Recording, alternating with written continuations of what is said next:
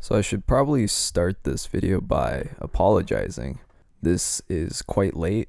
The deck has already been out for almost a month. I have a lot to say about the deck, so I wanted to make sure that when I released this video that I really had compiled my thoughts and my opinions about the strength and the overall experience of playing Dote.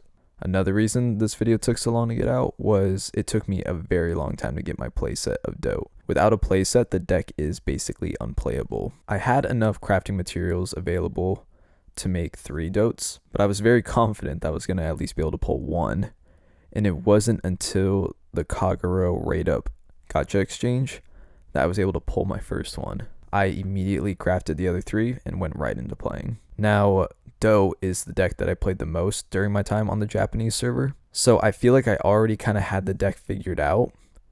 Obviously, if you saw my tournament result video, you know that I'm apparently not as good as I thought I was, but I still feel like I have quite a lot of experience with the deck, and I would like to share it with you guys. This is the deck that I brought to the Clash of Kings. I didn't want to change it because I think it's important to kind of show what I brought to the tournament and then maybe what I would like to change, even though I do think the deck is fine where it is, but I will want to talk about maybe some replacements or edits that you can make to the deck. So first off, if you don't know, Dote is probably the slowest out of the big 3 between MLB, Dote, and PBO. What I mean by that is you really rely on the Persona Blast of Dote to be able to go off, to be able to kind of outvalue your opponent. I don't know if the right word is that this is a control deck, but it is a very late game focused deck. Now, if you don't know, Dragonic Overlord Tiendo has the ability of Cross Ride, which means if he is on top of Dragonic Overlord, he gets plus 2k, which means he is a 13k butt on your opponent's turn. And when his attack hits, it doesn't have to be Vanguard, he can't hit Rearguard. Counterblast 2, discard another copy of Dote in your hand, he gets to restand and you get to draw 2. This is a very powerful ability, but see, it's also in this ability that kind of makes the deck feel very sluggish at times. Without another copy of Dote in your hand, he is just a 13k butt. Comparing this to something like PBO that has an ability without needing to Persona Blast kind of makes him feel behind, even though in a tunnel his Persona Blast is better. He is also surrounded by a great toolkit of just other great Kagero units. Obviously, because the deck revolves around Dote, you're gonna need as many copies of Overlord as you can to make the deck work. It is kind of awkward because a lot of the times you need to ride him, and we all kind of know that his ability of Counterblast 3, getting plus 5k, losing drive, and being able to take out all of your opponent's front row is kind of awkward on Vanguard because he just works better on Rearguard. But the permanent plus 2k that Dote gets really does feel better in this deck because this is such a late game focused deck. It needs to get to the late game, so having that plus 2k really does help. I'm then playing 3 copies of Dual Axe Archdragon as the 13k attacker, and then 1 copy of Executioner, which is a 12k attacker. You can play around with your ratios of the two. I decided the 3-1. The decision you have to make is situational 13k because he only gets plus 3k if your opponent has 2 or less rearguards. An Executioner is a 12k attacker, but only at Vanguard. So Dual Axe is better against basically every clan, while Executioner is really good against MLB. But as you'll see throughout this build, Dote is kind of the natural counter to MLB, so having another counter doesn't really fix the deck. I still like playing the 1 just for the consistency, but the 13k feels a lot better and it's not hard to get to. And then in the last slot, you can kind of play whatever you like here. I see a lot of people play Blockade here, and I think that's a really good choice. I'm just sticking with Waterfall because having a 24k attacker is very nice. He makes for a really decent push on a last turn if you know you just need to get past 1 more defensive trigger perhaps. Now moving on to the grade 2s, the newest addition to the deck is Striken. He is a 10k body. He has restriction on Vanguard. He does not ever lose it, but when a unit rides him, he gets plus 5k and a crit. Now Striken might look a little weird on the surface because why would you give a crit to a Vanguard? Because if you would just hit with him, then it would have equaled out. The nice thing about this is it gives your opponent 1 less counterblast to use when they go for their turn 2 or turn 3 play. So going up against something like MLB, If you went first, you can ride your grade 1, they ride their grade 1, you ride your grade 2, don't attack with striking, pass. Now they can't use their counterblast for Wingle Brave. And if they called anything out to the rear guards, then you can just snipe those with your own rear guards. It's really fun to use in combination if you have a second dote in your hand, because then that means on a turn 3 play, you can swing in with 4 crit from your Vanguard. It's kind of cool. Now, I would play 3 copies of him, but I only have 2, so I'm then just playing the 1 Nahalem. You can kind of play around with that if you'd like. You can also maybe bump up Berserk Dragon to 4. I'm playing him at 3 right now because he's still good of getting rid of interceptors to deal more damage. The Counterblast 2 is a little hefty now that our Vanguard is using Counterblast 2 as well, because I would much rather use Dote's Counterblast 2 than Berserk's. But like I said, there's going to be a lot of turns where you don't have a second Dote in your hand, so you might as well capitalize on the board state with Berserk Dragon. And because we have a lot of units fighting for our Counterblast, like Overlord, the Endo, Berserk Dragon, we then play 4 copies of Bellicosity Dragon to kind of make all of our Counterblast use a little more easy. It's also very nice because since we are still playing Conroe, this makes it nice because then on turn 2, you can just do the whole pop Conroe, get whatever you want, and then use Bellicosity to counter that. And then the reason that this deck can keep up so well with MLB is because of Tejas. Tejas makes it so that no matter what your opponent does with Wingle Brave, it is always in danger of being hit by Tejas. It does suck having to ride him on Vanguard because then that means you can't be riding your Strike-ins. But to be able to get rid of a Wingle Brave is a lot more important to make your opponent's plays a lot less consistent. This is why in the Japanese server that both of them get nerfed to kind of even out and kind of make it so your opponent feels a little more safer with Forerunners. Now the grade 1 slot is very fun to play around with because we have Conroe. The deck pluses a lot and filters through the hand a lot. So with Conroe, we have a little more flexibility. We don't always have to go for a PG now. Typically, what you'll want to be using as a target is Airmo. Airmo has the ability that when an attack that he boosted hits, you can discard a card and draw a card. This filtering works very well with Dote. Yeah, it's a little awkward being like a 19k column. It's still nice because it can be a second hit on a turn that your opponent is on a cross-ride number. But what you can do is discard, draw with Airmo. If you draw into a second Dote, your Vanguard Dote can then trigger because of timing. This makes Airmo very nice to be able to filter through the deck at a consistent rate that you would like while still progressing an offensive game plan. In combination with Gojo, which is the obviously tap, discard, draw. Deck has a lot of draw power early game and filtering because like I said, and we'll keep saying, you got to get to Dote. Keep in mind though, something I've learned many times sadly, the deck can deck out and it will always be your fault. Typically what will happen is you'll keep discarding, keep filtering, and then eventually you'll get the second Dote, you'll activate it, draw 2, be like, sweet, I'm getting all this value, my Vanguard's restanding, I'm taking out all these units, and then you'll get that warning saying like, if you deck out, you lose the game, and you'll be like, oh wait, how many cards do I have? Oh, I have 5. Awesome. So typically you'll want to keep an eye on that because you'll hit a point in the game where you'll be like, okay, I have such a small deck size, filtering is not even worth it because either I'll just draw into Dote or I'll just outvalue my opponent with my rearguard units. And then I'm playing the 4 bars because him with 10Ks is 18 and then him with Dual Axe is 21, which obviously gets past all these nice second damage hits. Now, other units that you can consider running in the deck, my baby, Red Pulse Draco Kid, is something you can look into. He has the ability of Counterblast 1, put him into your soul, and then check the top 5 for a grade 3.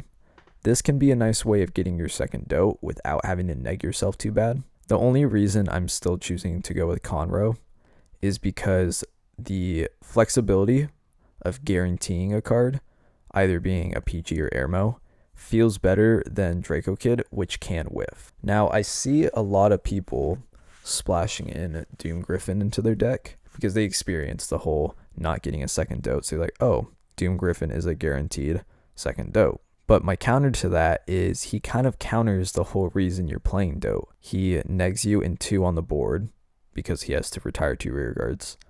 So then the 2 cards you draw with Dote, just evens out. So all it's doing really is counterblast 1, counterblast 2 more, so in total 3 counterblasts to basically restand your Vanguard. And the restanding Vanguard is more of like icing on the cake versus the drawing, because we already can have consistent turns of hitting the opponent. The restanding isn't the only reason we're playing dope. Now there is a really good argument of playing Hope Airmo versus Promise Airmo. Now Promise is more offensive because what you can do is when it's boosting an Overlord, you Soul Blast 1 and it becomes a 10k booster, which means behind dope it's a 23k, which gets past defensive triggers, especially if you know that your Vanguard's going to be restanding. It's very nice. Like I said, I just have such a complex of getting that second dope. I just want him off once. I just want to do the endo thing, stand up once in a game, and Promise does not help with that, but I totally understand wanting to play him. I think he is just as good. He's just not doing what I want the deck to do. Now, a question I get a lot is why I don't play Burning Horn. Burning Horn is a 12k attacker if you have an Overlord out, so that can be just the generic Overlord or the endo. The reason I don't play Burning Horn is because comparing him to a unit like Masquerade or Bedivere makes Burning Horn look like trash. Masquerade and Bedivere basically have the same ability where they're 12k attackers if you have a blaster unit. The reason they are so much better is because they are 12k attackers on turn 2, because you can have a blaster unit on Vanguard. It's a little less with Bedivere because sometimes you don't want to have a blaster on Vanguard.